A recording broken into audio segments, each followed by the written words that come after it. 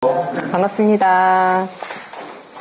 지난 시간에 나눠줬던 프린트물 한번 하고, 맞죠? 쪽수로는 몇 쪽인가요? 앞에 조금 풀었는 것 같은데 5페이지는 안 풀었죠? 4페이지는 그날 같이 풀었던 것 같고, 맞나? 맞죠? 수업 시간에 4페이지에 해당되는 것은 같이 했고 4쪽까지는 같이 했죠. 페놀프탈레인까지 나오는 것. 그쵸? 그리고 오늘은 5쪽 풀이 할게요. 철골 구조 OX. 첫 번째 1번. 철골 구조는 비내화 구조이며 자굴 발생이 쉬운 구조이다. OX. 5죠. 세장한 구조이다 해도 되나요? 안 되나요? 자굴 발생이 쉽다 또는 세장하다 같은 말입니다. 세장한 구조이다 해도 같은 말. 5. 2번. 볼트의 풀림을 방지하기 위해 와셔를 사용한다. 5. 3번. 일반 볼트 조임 종료 후 나사산이 몇 개? 3개. 5. 4번. 모든 볼트와 너트의 구성은 고장력 볼트 하나, 너트 하나, 와셔 2개. 5. 사실 모든 하면은 그 전단 볼트 빼야 되긴 하죠. 오케이. 5번. 여기서는 제가 5를 했는데 사실 모든이라는 게 사실 애매하긴 합니다. 근데 모든 게 아니고 TS 전단 볼트는 빠진다라는 것 알고 계시면 돼요. 6번. 너트 회전법 5번 했죠? 5번 안 했죠? 5번. 볼트와 너트 밑에 각각 와시 1개씩을 끼우고 볼트를 회전시켜 조인다. X죠. 어디가 틀렸나요? 네, 볼트를 회전하는 것이 아니라 너트를 조이는 거죠. 그래서 너트를 회전시켜 조인다 해야 됩니다. 그래서 5번은 X. 6번. 너트 회전법에 의한 고장력 볼트의 검사는 1차 조임 후 너트의 회전량이 120도 범위에 있는 것을 합격으로 한다. 맞는 말입니다. 5. 7번. 부재 이음 시 용접 볼트 같이 해서는 안 되지만 만약에 병용할 경우 용접 먼저 볼트는 나중. 5. 8번. 용접 시 용접을 금하는 온도는 영하 몇 도? 20도. X. 9번. 예열은 용접선의 양측 100mm, 아크 전방 100mm 예열 온도 이상으로 한다. 5. 10번. 용접의 표면 결함 발견 시 침투 탐상 시험 또는 자분 탐상 시험. 맞죠? 5. 11번. 시어 커넥터는 합성보의 사용. 여기까지는 맞는 말이죠. 어디에 저항하는? 전단력에 저항하는 부재. X. 12번. 스티퍼너 설치 목적은 외부의 자굴 방지. 5.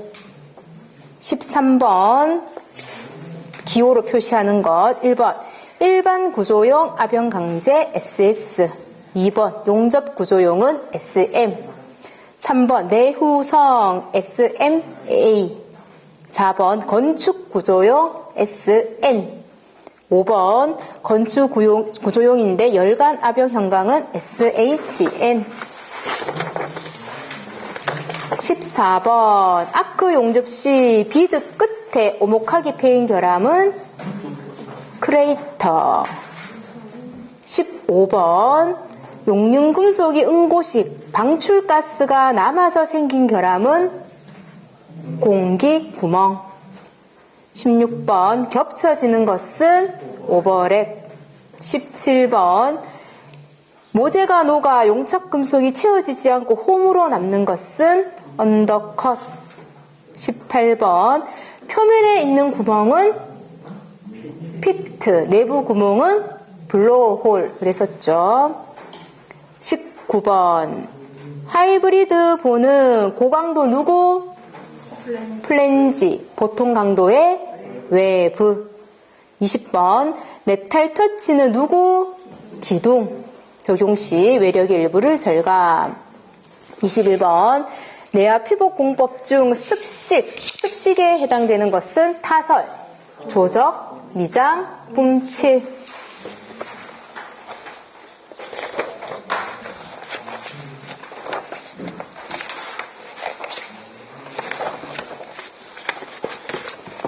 오늘은 6장 할 차례죠. 페이지 176페이지.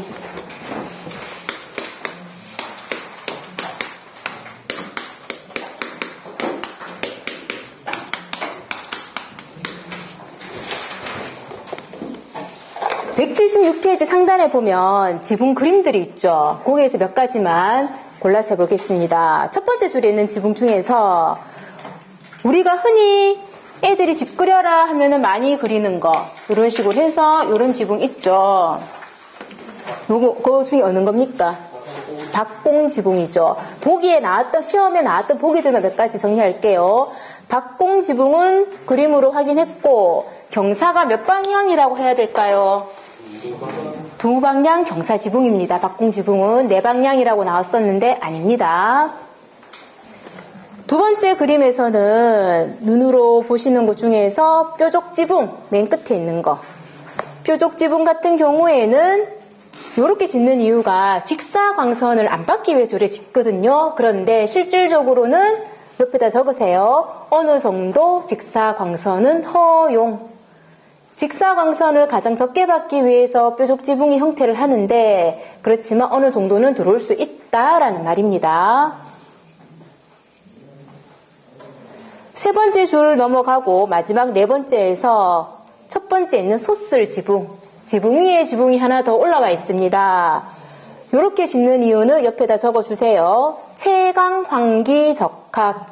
그러면 채광 환기에 가장 적합한 지붕 형태는 하면은 솟을 지붕이 되겠죠.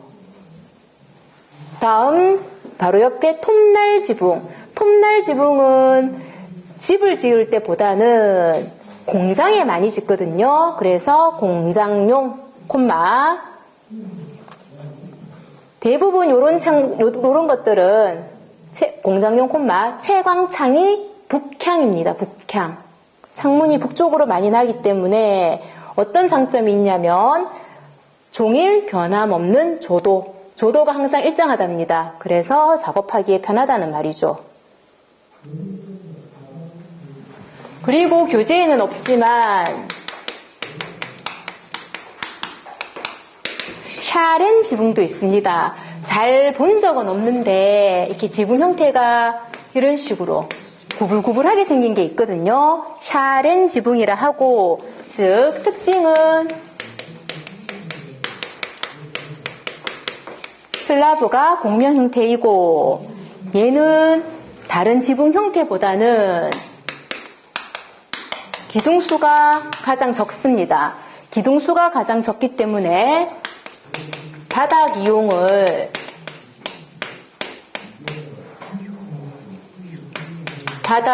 가장 많이 할 수 있는 이러한 장점이 있는 반면 채광이나 환기에는 불리한 특징을 갖고 있습니다.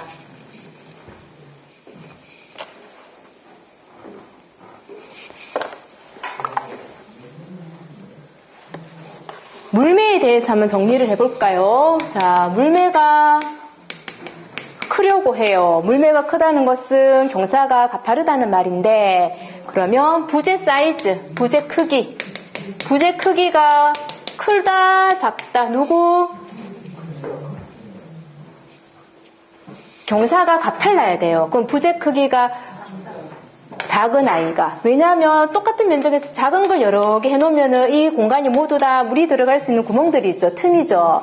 얘는 크다란데 똑같은 면적, 얘는 엄청 많이 들어가겠죠. 그 구멍들이 다 물 들어갈 수 있는 상황이 될 수 있으니 작을수록, 부재 크기가 작을수록 물매가 커야 된다라는 말이고요. 다음 기와를 했는데 기와가 평익기가 있고, 그 책에 그림 있죠. 가락익기라고 있죠. 평익기는 말 그대로 평으로 읽었고 이었고, 얘는 이렇게 엇갈려서 있는 거거든요. 그렇다면 누가 물매가 경사 기울기가 더 급해야 될까요? 평익기. 얘는 물 들어갈 구멍이 얘보다는 적거든요. 그래서 얘는 물 들어갈 확률이 높으니 버뜩 물이 흘러내려라고. 다음 지붕 면적. 지붕 면적이 넓은 것도 있고 좁은 것도 있다고 했을 때 면적이 어떨수록 넓을수록 경사가 더 급해야 되고. 다음 강우량, 적설량을 했을 때는 강우 적설량이 많은 지역도 있겠고 적은 지역도 있다면 어떤 지역이? 많은 지역이. 다음 슬레이트를 했을 때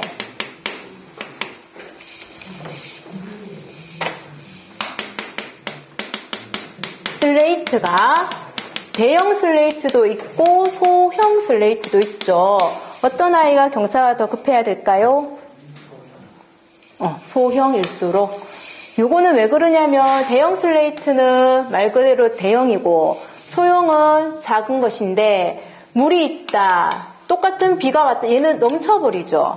여기에다가 못을 박잖아요. 고정시키기 위해서 요 구멍으로, 못을 박아놓은 구멍으로 물이 들어갈 수 있습니다. 물 고일 공간이 적으니까 빨리 흘러내려야 되겠죠. 때문에 얘가 더 물매가 커야 되더라.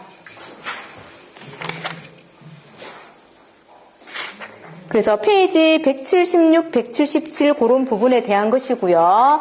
넘어가서 178페이지.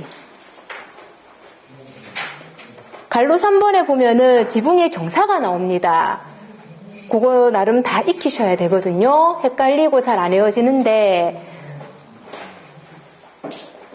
기역의 평지붕, 왕경사, 급경사 그런 것들 또 하단에 보면 2분의 1 이상, 3분의 1 이상, 4분의 1 이상 수치들 암기하셔야 됩니다.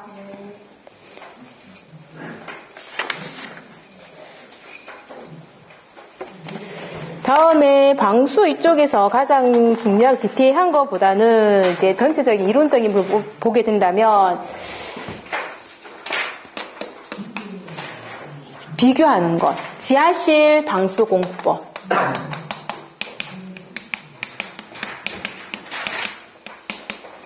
지하실 방수 공법에는 무엇이 쓰습니까? 무슨 방수? 무슨 방수? 바깥 방수와 안방수 비교하셔야 되죠. 바깥 방수와 안방수를 비교해야 되는데 먼저 방수층 만들 때 맨 밑에 무엇이 들어갑니까? 맨 밑에 뭐였더라? 잡석. 잡석을 깔고 얘도 같은 형태죠. 그 위에 무엇? 깔고 그 위에다가 밑창 콘크리트. 그 다음에 바깥 방수니까 여기다가 이제 방수층을 넣죠. 방수층을 넣고 위에 이제 기초 같은 구조체가 이렇게 이제 올라가는 상황이 되죠. 사실은 이게 이렇게 텁하기 했을 때 이렇게 들어가게 되는 구조가 되거든요. 그렇다면 방수의 형태를 보니까 큰 수압 견딜 수 있겠죠. 그 다음에 뭐 깊은 지하실. 여기까지는 기본 수업 시간에 했던 내용들이고 일단 방수층은 여기서 구조체가 올라가죠. 기초 위에 올라가는데 구조체보다 선행되는 거 맞나요? 그거는 그림상 알 수 있어요. 근데 여기에서 본공사는 두 가지로 구분할 거예요. 어떻게 구분하냐면 바닥. 그 다음 사실은 여기를 이렇게 마무리하진 않습니다. 여기도 방수하고 바깥 방수 사실 전체를 다 바깥 방수라고 해요. 그럼 이대로 두진 않겠죠. 여기에다가 다시 텁한 다음에 요 안에는 되메우기를 하겠죠. 되메우기를 하는데 그냥 흙을 두두둑 넣어버리면 이 방수층이 전부 다 탈락됩니다. 요걸 방지하기 위해서 바깥에는 뭐 콘크리트나 뭐 벽돌 같은 걸 막 쌓아요. 즉 무엇을 한다? 보호층을 둔다라는 말이에요. 그래서 특징은 무엇이냐면 바닥은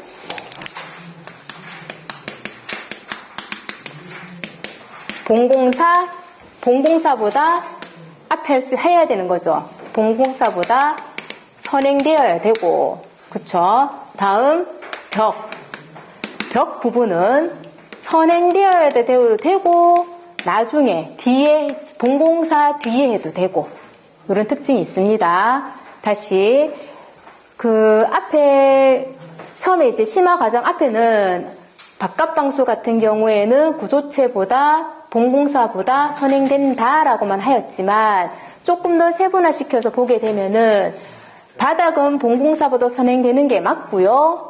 만약에 벽을 묻는다면 바깥방수에 벽체를 묻는다면 얘는 선행해서 해도 되고요. 그리고 얘랑 야하고 또 별대로 할 수 있겠죠.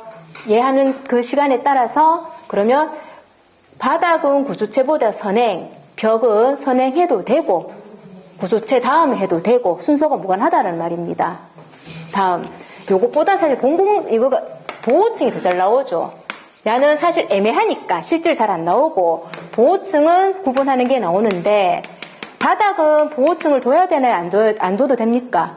얘는 보호층이 굳이 필요가 없죠. 얘가 보호층 해주니까. 근데 벽 부분은 이 부분은 그냥 대메우기를 해버리면 방수했는 게 다 탈락되어 버리니까 여기다가 벽돌이라든지 보호층을 둡니다. 즉 벽은 보호층을 어떻게 해야 된다? 얘는 해줘야 됩니다.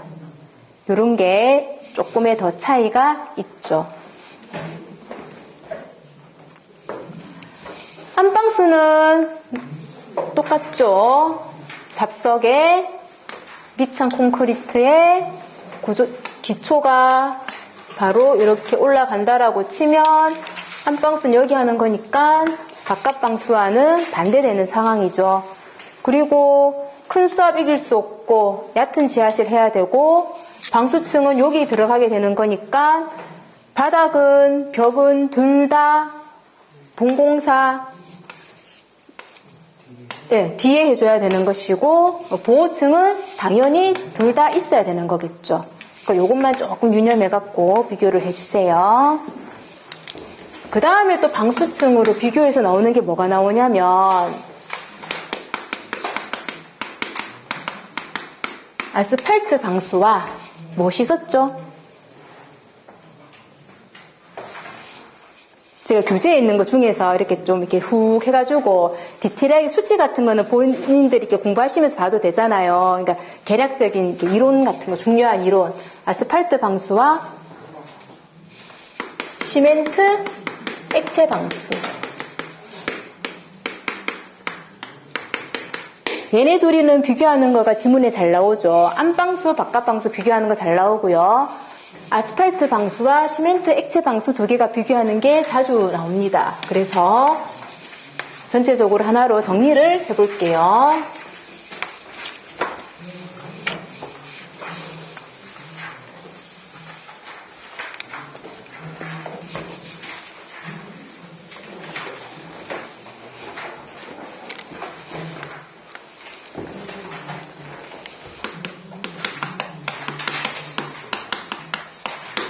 바탕 처리를 하나는 완전 건조시켜야 되고 하나는 그냥 일반적인 건조 상태를 유지해도 됩니다. 둘 중에 완전 건조는 누구일까요? 아스팔트. 얘는 완전 건조. 얘는 보통 상태면 됩니다.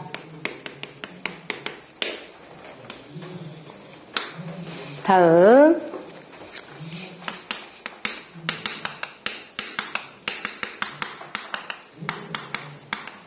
방수층을 발랐는데 신축 정도 누가 좀 더 신축성이 있을까요?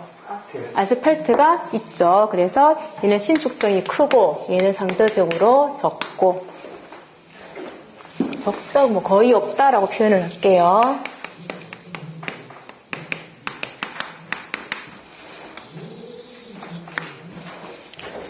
다음에 균열 발생 여부. 균열이 많이 발생시키는 아이는 누구일까요? 시멘트죠. 얘는 균열 발생이 많고 얘는 거의 없다. 적은데 얘는 균열이 거의 발생하지 않는다. 왜냐하면 신축성이 크니까. 다음에 방수층 중량. 방수를 했을 때 그 방수층의 중량을 봤을 때는 어느 게 더 무거울까요? 아스팔트가 좀 더 무겁습니다. 얘 자체적으로 봤을 때는 가벼워. 야의 물량은 가벼운데 보호 누름층은 얘가 들어가게 되거든요. 그래서 보호 누름층 때문에 얘는 중량이 크다라고 해야 되고요. 얘는 가볍다. 다음 시공 용이도. 누가 시공이 단순하고 간단할까요? 시멘트. 얘는 간단, 얘는 비교적 복잡. 다음 시공기. 누가 오래 걸릴까요? 얘는 오래 걸리고 얘는 짧다.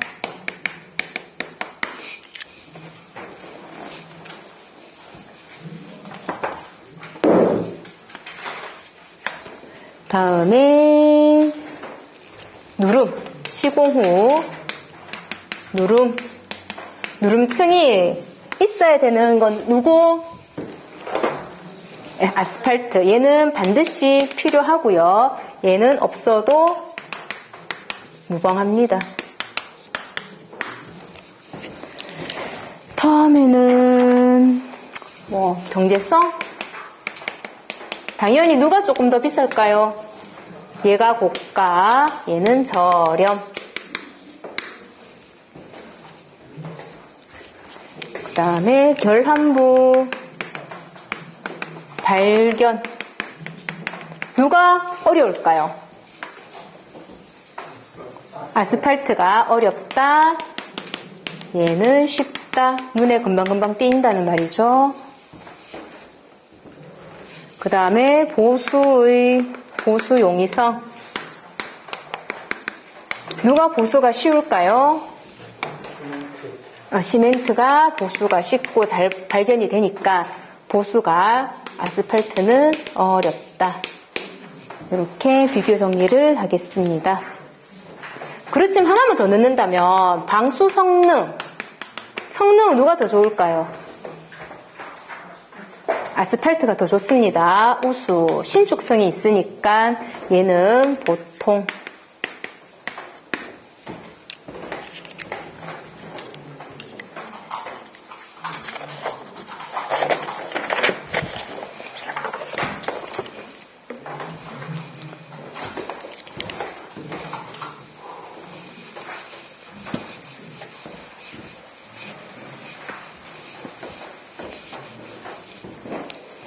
교재에 없는 내용은 이렇게 정리를 하고요. 다음 책을 볼게요. 페이지 180페이지 하단에 보니까 이제 아스팔트 싱글 공사 갈로 1번에 두루마리 형태로 되어 있습니다. 두루마리 둥글게 되어 있는 것은 눕혀서 보관하나요? 세워서 보관하나요? 세워서 보관하고. 다음 5번, 6번 할게요. 갈로 6번에 먼저 보니까, 갈로 5번을 보니까 이 얇은 싱글층은 못으로 구성을 하는데 싱글용 못, 거물못. 어떤 못? 거물못. 거물못은 어떻게 생겼다고 하였습니까? 그냥 못으로 해버리면은 싱글층이 구멍이 나버리, 이게 땡기게 되면 찢어져 버리죠. 그래서 요렇게 생겼는 거, 걸어주는 거, 거물못 형태로 해준다. 6번은 또 이거 무슨 말입니까? 박공 지붕면이 이렇게 있다고 치면은 공사를 할 적에 여기를 내가 아스팔트를 붙일 거야. 붙일 거면은 경사 방향이 어떻게? 직각으로 하는데 어떤 방향? 대각선 방향. 그러니까 요렇게 작업하는데 전체적으로는 대각선 방향으로 한다라는 말이에요. 그럼 처음부터 다 붙이지 왜 대각선을 합니까? 작업 공간을 줘야 되니까. 여기에서 미끄럽죠. 여기는 덜 미끄럽거든요. 여기서 작업자가 일을 하는 거예요. 대각선 방향으로 내 공간을 두면서. 그 말입니다. 그래서 갈로 6번에 지붕 경사면과 직교 대각선 방향으로 상부 쪽 올라가면서 작업을 해달라는 말이죠. 그럼 붙일 때는 어떻게 붙여야 됩니까? 위에서 아래로, 아래에서 위로. 아래에서 위로 붙일 때 이렇게 가야 되는 거죠. 여기에 겹침을 둡니다. 겹침이 얼마? 얼마 미리? 100mm. 100mm를 두는데 작업자가 잘못 붙여버렸어. 밑에서 위로 가야 되는데 어쩌다 보니까 상황에 보니까 이런 식으로 되어버렸어요. 그럼 여기는 얼마 미리 둬야 되더라? 150mm. 조금 더 주면 된다라는 말이죠. 뜯어서 다시 할 건 아니고 미리수를 더 넣어달라.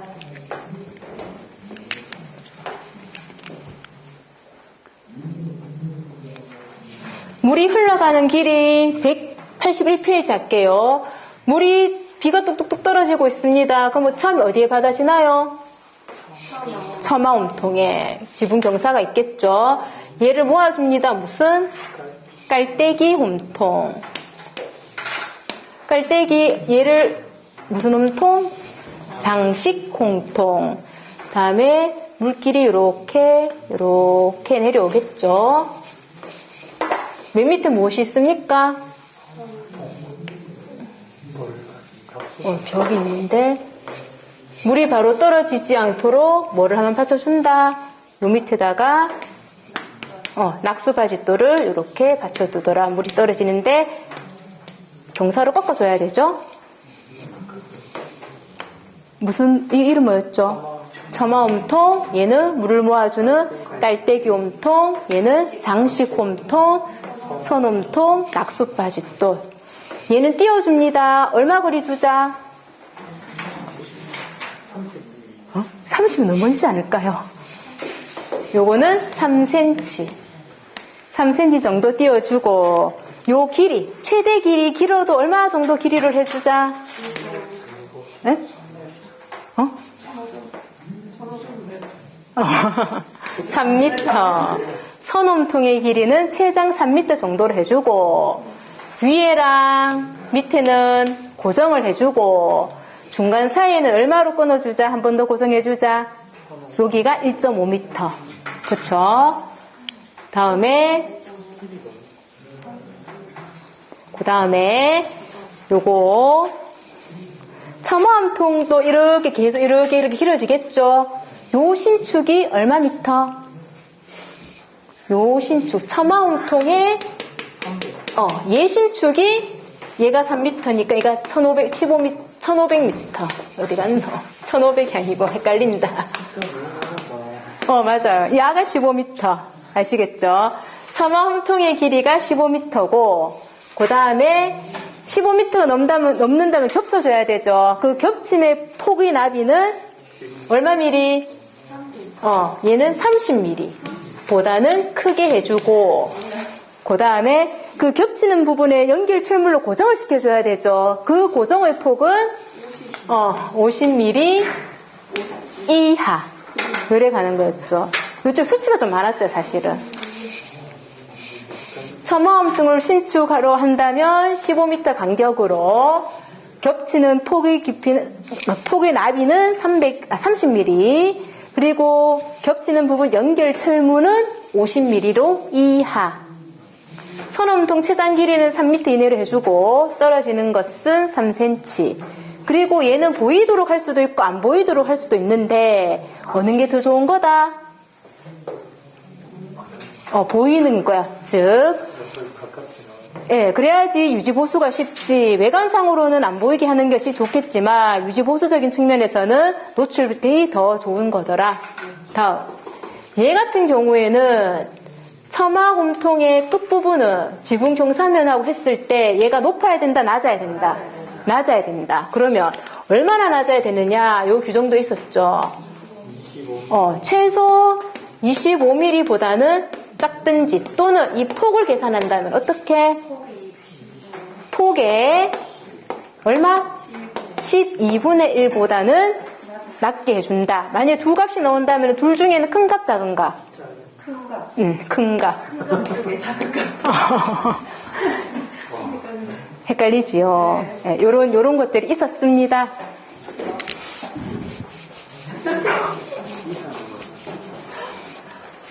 기억력 테스트 같아. 나 문제들을 쭉 보면.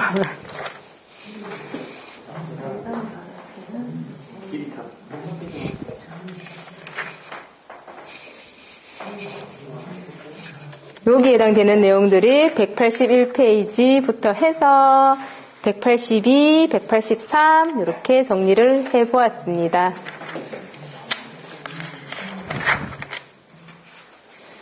(182페이지) 볼게요. 182페이지를 보니 갈로 1번에 물처리 과정 있죠. 갈로 3번에 처마 홈통의 신축은 15m 간격. 갈로 4번에 선 홈통은 상하부는 고정, 그 사이 1.5m 간격으로 고정. 처마 홈통 만다는 모서리는 무슨 이음? 연귀 이음. 연귀 이음 아시죠? 모양 형태가 어떻게 생겼더라? 요렇게 생겼는 거. 요런 형태의 연귀 이음으로 해주고 183페이지 182페이지 하단에 신축은 15m 이내 있죠.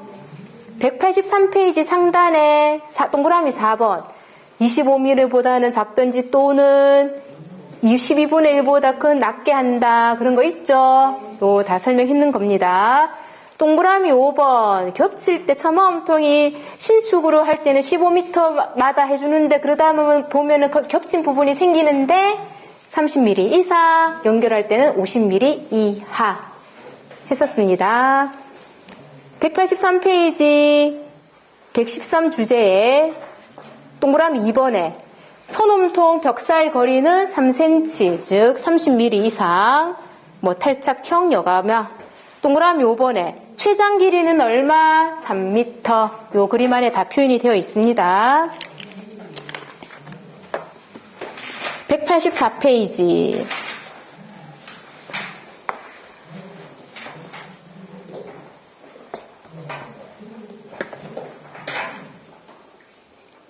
그 22에 문제 나왔던 걸 보아하니 동그라미 1, 2, 3번은 뭡니까? 그 경사를 다 외워달라는 말이죠. 지붕 경사를 각각 외워달라는 말이고 동그라미 4번 내용이 아까 30mm, 50mm였지요. 60mm 나왔었죠. 이걸 정말 안 받는 사람 봐도 헷갈리는데 안 보고 왜 알겠습니까? 그쵸? 처마 이음 부위 겹치면 30mm 이상, 최대 60mm 이하의 간격인데 50mm 이하의 간격이었죠. 동그라미 5번 손홈통 최장 길이는 이거죠. 손홈통 최장 길이는 3m. 다른 말은 잘 몰라도 동그라미 5번 말은 알겠네.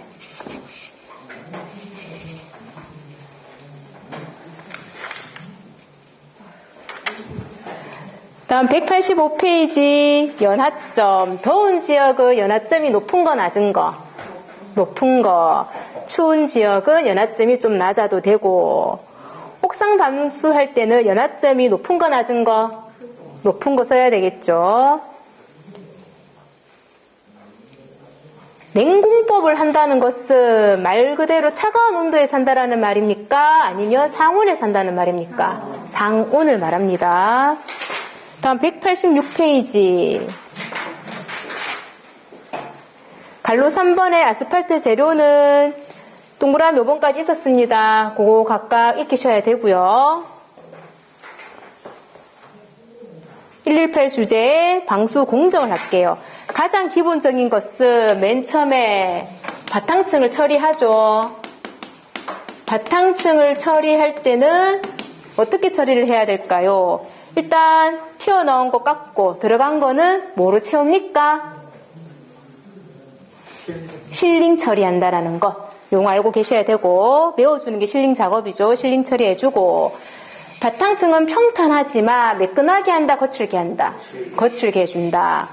바탕 처리한 다음에 방수층을 작업할 것인데 만약에 내가 아스팔트 도막 방수를 한다면 건조, 수분 둘 중에 무엇? 건조한 상태를 유지해야 되고 했었죠. 다음 시멘트 모르타르를 하겠다면은 건조수균, 좀 다소 수균한 상태를 유지해줘야 되더라. 다음에 여기에서 방수층 작업하고 보호층을 하죠.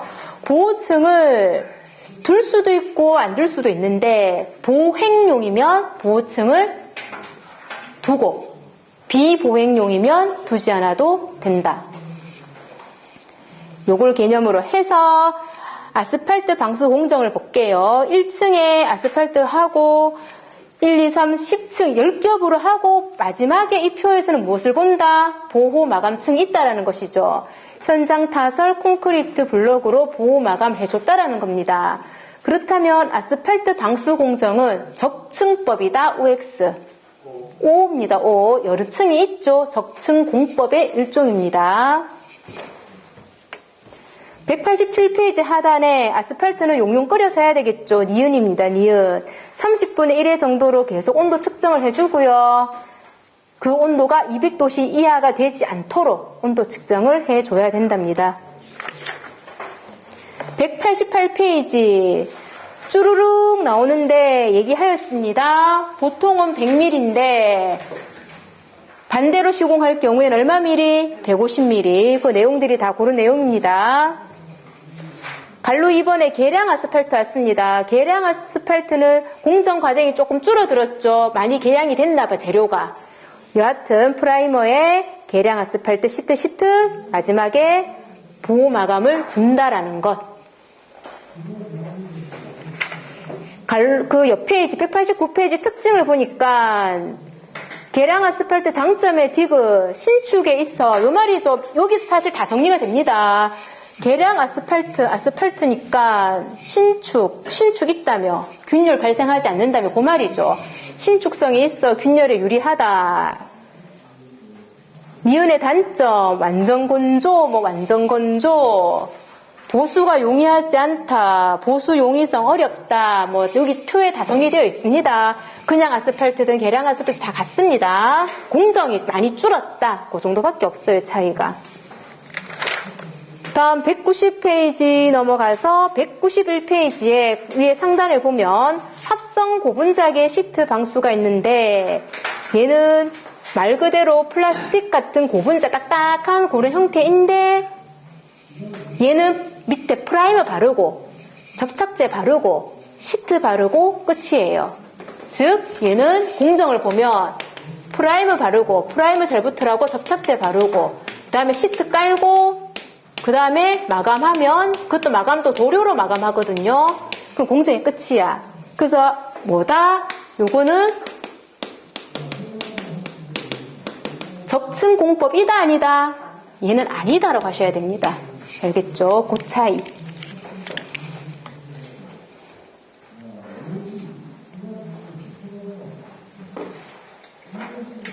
합성 고분자기 시트 방수는 적층 공법은 아니고요. 192페이지 상단에 보니까 표가 있죠.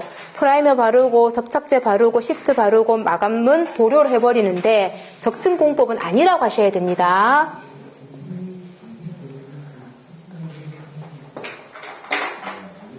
다음 193페이지에 시멘트 모르타르게 여기 쭉 정리하였습니다. 시멘트 모르타르 어떤 특징을 가지고 있는지.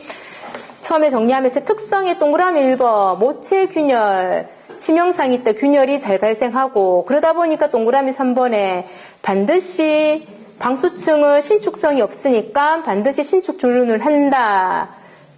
다음 동그라미 4번에 어디에 한다? 실내에 해야 되죠. 실내.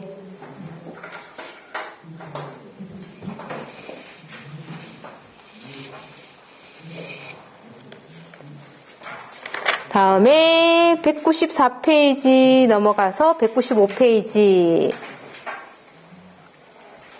도막방수, 우레탄 같은 거, 에폭시 같은 거 도막방수에 해당되죠. 이런 것들은 특성 보시고요. 갈로 2번에 시공시 유의사항에 동그라미 3번 도막방수를 할 것인데 어디를 먼저 해야 된다? 벽과 바닥이 있다. 어디를 먼저 한다? 벽을 먼저 한다. 벽을 하다 보면 흘러내릴 수가 있죠. 그 바닥을 해버리면 이 부분이 감춰지니까 치켜 올린 부 먼저 하고 바닥면을 해달라는 말이죠. 도장의 기포, 구멍 등의 발생이 작게 치켜 올린 부 먼저 하고 평면부를 처리해달라. 196페이지 넘어갑니다. 196페이지에 실링제 지하방수.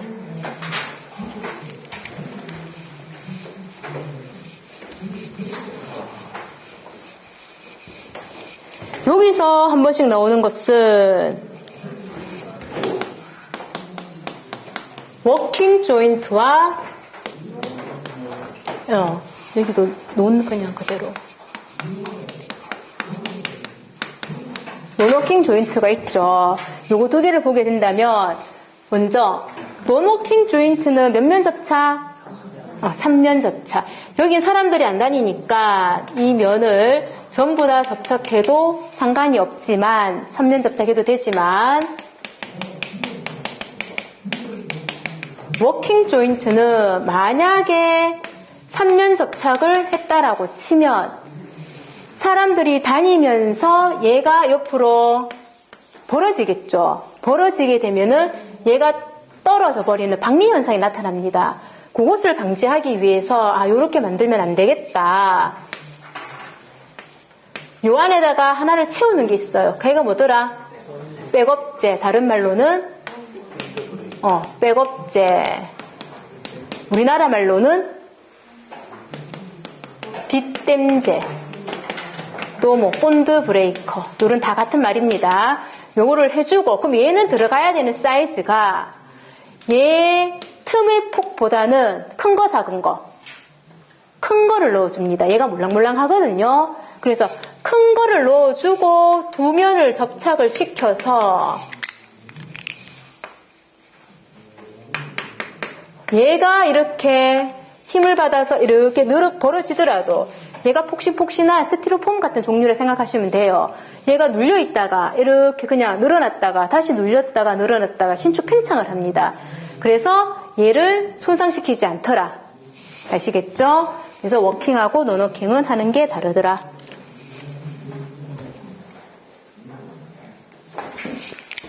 요 백업제 이거는 이음보다 큰 거 작은 거 어떤 거 사용한다? 큰 거를 사용해 줘야 됩니다. 그래야지 제 역할을 할 수 있다. 작은 거 넣어봤자 아무런 의미가 없죠. 떨어져 나가 버리겠죠. 역할은 3면 접착을 유도하고 아니죠.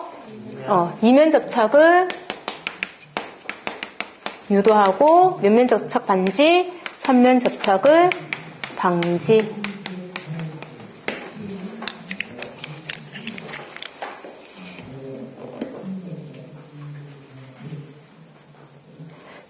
(197페이지) 상단의 동그라미 4번. 옥상부는 신축 줄눈이 수축 팽창이 가능한 재료를 사용해야 되니까 실내용으로 사용하는 시멘트 모르타르는 된다 안 된다? 안 된다. 동그라미 5번. 실링 공사를 중지해야 되는 시점은 5도씨 이하, 30도씨 이상. 표면 온도는 50도씨 이상, 85% 이상. 197페이지 하단에 지하방수 아까 설명 다 했었습니다. 그림 그려가지고 자세하게 설명했었죠. 참고를 해서 같이 보시고요. 다음 넘어가서 198페이지 하단에 보면 표가 있죠. 방습공법. 요거를 보기가 나오거든요. 근데 뭐만이라도 꼭 알아두자 했냐면 박판 시트계 너무 많아서 외우기 힘드니까 신축성 시트계, 비닐, 폴리에틸렌, 교착성 있는 방습층 테이프, 좀 늘어난다는 느낌이 드는 거. 앞에 머리를 따서 비폴교방, 이런 것들은 늘어나는 성질이 있는 신축성 시트계에 해당된다.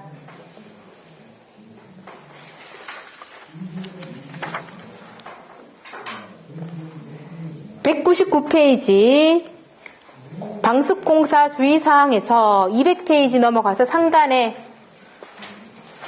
니은에 200페이지 상단 니은 아스팔트 펠트, 아스팔트 루피 등의 나비는 벽체 등의 두께보다 15mm 내외로 넓게 좁게 그건 또 무슨 말이냐면 만약에 여기에 콘크리트 층이 있다. 위쪽에다가 내가 뭐 벽돌을 쌓았다고 할게요. 벽돌을 이렇게 쌓았는데 요 연결 부위가 지금 떴어. 뜨니까 여기다가 방습층을 넣었거든요.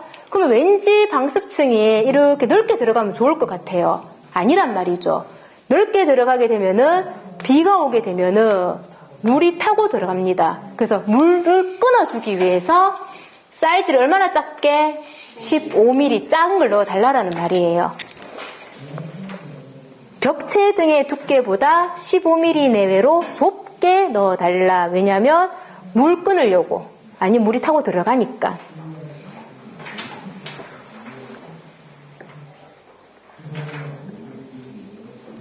동그라미 4번에 방수 모르타르는 얼마 미리로 바른다? 15mm 내외로 1회 바른다. 하단의 디귿, 맨 밑에 있는 이론의 디귿, 방습 도포는 첫 번째 도포층을 얼마 시간 양생한다? 24시간 양생한다.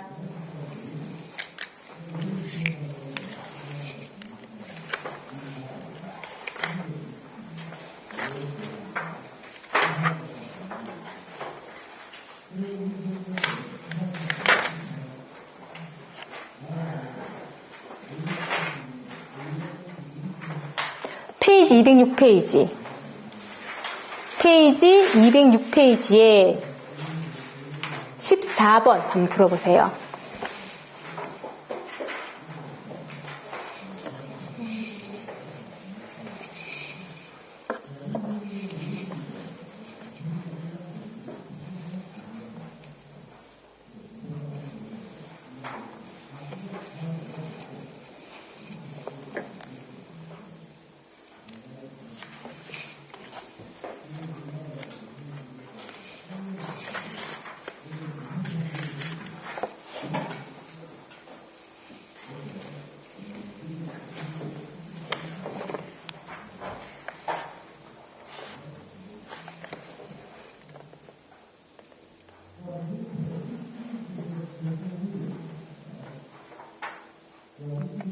(14번) 동그라미 1번에 방습층 모르타르는 별말 없을 땐 얼마 미리? 15mm 하였습니다. 동그라미 2번에 신축성 비폴교방이었죠. 비닐, 폴리에틸렌, 교착성 있는 플라스틱, 그 다음 방습층 테이프 이래 되어 있었는데 아닌 게 들어가 있죠. 플라스틱 금속박 방습재료. 얘는 박판 시트거든요. 얼마나 찾기가 어렵습니까?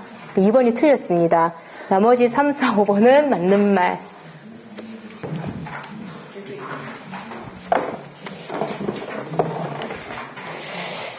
정리하고 마감공사는 조금 쉬다 가겠습니다.